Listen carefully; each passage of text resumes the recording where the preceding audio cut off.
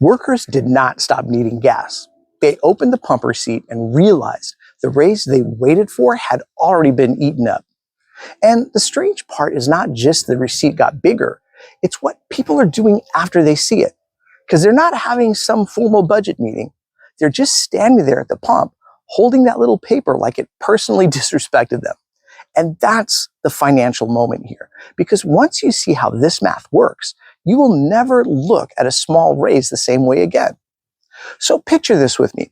You pull up to the gas station, you swipe the card, and the pump starts spinning. And you know that sound, that click, click, click, click, click sound where the number is moving faster than your emotional stability. I mean, you look at the screen, you look away, you look back like maybe the pump made a mistake. And then the receipt comes out like, thank you for your purchase. Also, your raise is gone, by the way. And that's not just expensive. That is insulting math.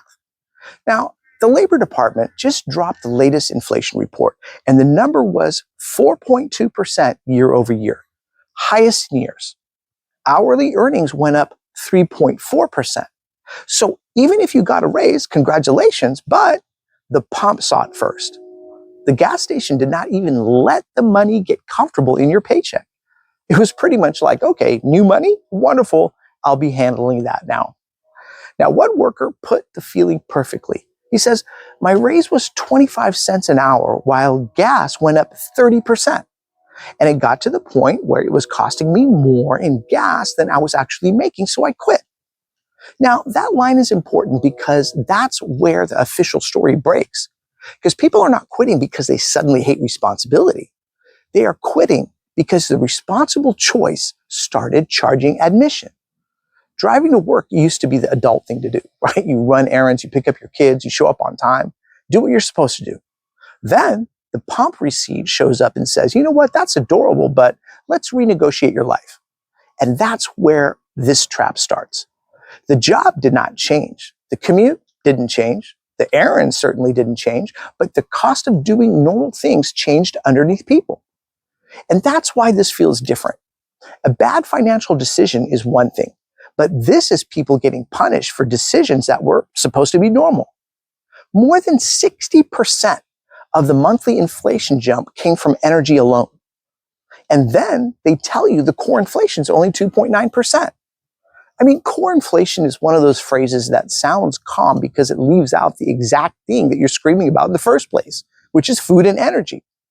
It's kind of like saying, if you ignore the rent and the car payment, your budget, it's going to look amazing.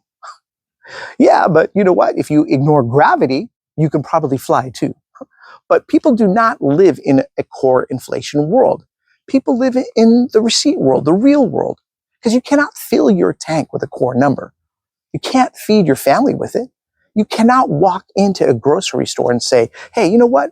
I'll be paying with the version of inflation economists prefer.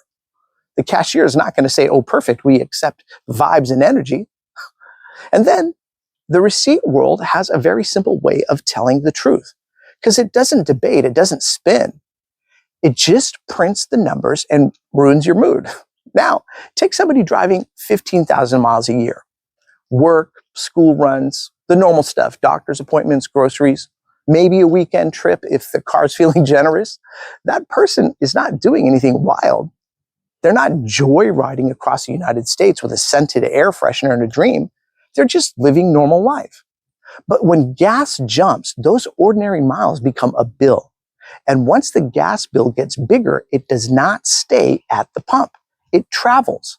It travels to delivery costs. Shipping costs, groceries start costing more. Plane tickets cost more. Everything with the truck behind it starts acting like it has a side hustle. And that is when the credit card app becomes the second financial object in the trap. Because people are not always cutting immediately. At first, they bridge. They put the difference on a credit card. And they'll say to themselves, just this month, just till prices calm down, just till the next paycheck. The credit card becomes that friend who says, you know what, I got your back. But says it while holding a calculator. And that is the problem. Because the credit card is supposed to be the bridge, but bridges are supposed to take you somewhere. This one charges interest and then acts if you want to increase your credit limit. And that's not a bridge. That is a toll road with feelings. Now, credit unions are already seeing higher delinquencies, more charge-offs, and slower demand for car loans. And that tells us all something, because the same institutions that used to profit from people borrowing are starting to see the strain from people already stretched. And this is where the bill starts telling on the promise. Because the promise was simple. You work hard, you get the raise, use the card only when needed, keep the household moving. That's what we're all trying to do. But the hidden mechanism is that the raise does not matter if the receipt grows faster than the raise itself. Now, the card does not save you if the balance becomes rent with plastic edges. And the budget does not fail because you bought one coffee. It fails because every normal thing now shows up with a little extra attitude. Then comes the SNAP letter. And this is where the story stops being one receipt and starts becoming a pattern. Because right when gas is eating the raise, right when groceries are making the cart feel personal, the safety net starts asking for more proof. SNAP benefits, food stamps, more than 3.5 million people have lost access since the rules tightened. The work requirement age moved from 54 to 64. Now people have to prove 20 hours a week, 80 hours a month with paperwork and verification. And listen, nobody reasonable wants fraud. Of course not. But if someone is bragging online about stacking over $1,000 a month in benefits, taxpayers are allowed to look at that and say, you know what, excuse me, who invited your scam to dinner? That's fair, right? Enforce the rules. Absolutely fine. But there's a difference between stopping abuse and turning survival into a paperwork obstacle course. Because one 62-year-old woman opened that letter and saw the trap immediately. Between Social Security, $1,100 a month, maybe $1,189 a month, and a part-time job, she makes too much now. So SNAP is gone. And Medicaid, you guys know, is coming next. So the question is not whether rules should exist. The question is how many 63-year-olds are running a food stamp empire versus how many are just tired, underpaid, and one form away from losing help. And that's the part that feels insulting because everybody did the responsible thing. You worked, you reported your income, you followed the rules. Then the letter shows up like great news, responsibility has made you ineligible.